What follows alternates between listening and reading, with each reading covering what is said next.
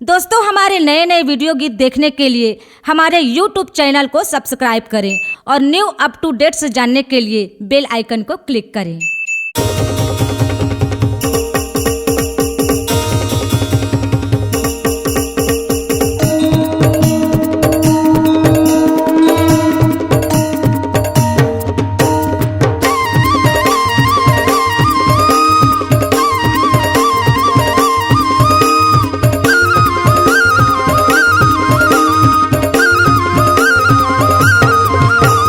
मोतिमपुर यौ सोनपुरी दुन्नुक जुरे छानी, मोतिमपुर यौ सोनपुरी दुन्नुक जुरे छानी, दुन्नुक बीच में अमर टापू हवे का निशानी। हे भराथे जी हाँ गा सतनाम के मेला हा भराथे जी हाँ गा, ये भराथे जी हाँ गा, सतनाम के मेला हा भराथे जी हाँ गा।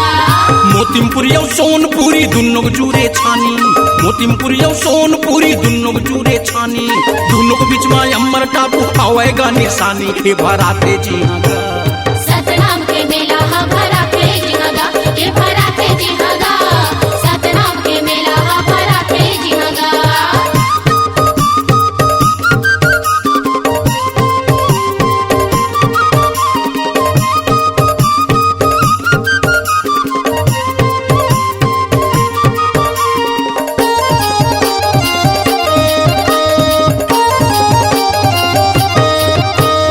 मोतिमपुर के पावन माटी में हावे एक जन ज्ञानी, सदगुरु कृपम सदबुद्धि के पाए हे वरदानी, सदगुरु कृपम सदबुद्धि के पाए हे वरदानी।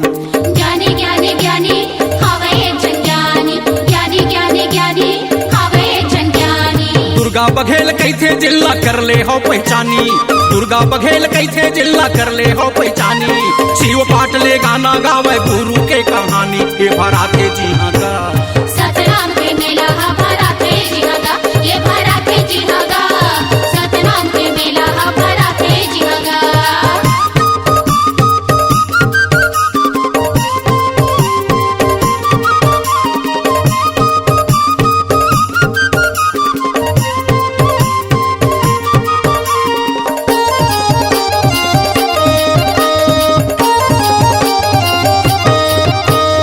अगर नंदी टापू बीच में 5 कलश के आसन, उत्तर द्वार जोड़ा खम्भा लगते गजब सुहावन, उत्तर द्वार जोड़ा खम्भा लगते गजब सुहावन। भावन भावन भावन लगते गजब सुहावन, भावन भावन भावन लगते गजब सुहावन। सूरज ज्योत नित करे आरती सबके लागे बाती, सूरज ज्योत नित करे आरती सबके लागे बाती।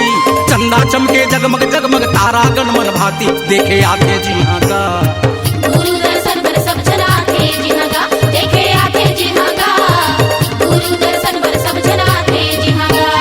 मोतिमपुर यौ सोनपुरी दुन्नुक जुरे छानी, मोतिमपुर यौ सोनपुरी दुन्नुक जुरे छानी, दुन्नुक बीच में अमर टापू हवे का निशानी। हे भराथे जी हाँ गा सतनाम के मेला हा भराथे जी हाँ गा, ये भराथे जी हाँ गा सतनाम के मेला हा भराथे जी हाँ गा, ये भराथे जी हाँ गा सतनाम के मेला हा भराथे जी हाँ गा, ये भराथे जी हाँ गा सतनाम के मेला हा भराथे जी हाँ गा। C-Log Digital Recording Studio, Cordoba.